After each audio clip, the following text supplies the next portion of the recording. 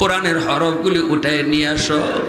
যেই জমিনে আমি মালিকের কালাম থাকবো, কোরআনের হরফ থাকবো, এই জমিন আমি ধ্বংস করতে পারি না।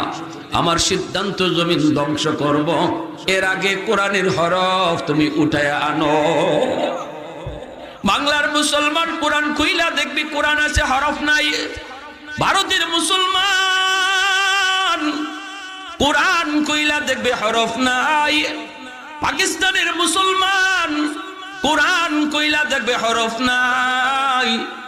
দুনিয়ার মুসলমান যখন কোরআন দেখবে কোরআনের হরফ নেই, পৃষ্ঠা আছে হরফ নেই, তখনই বুঝবা দুনিয়ার হায়াত শেষ, আল্লাহ আর দুনিয়া রাখবে না।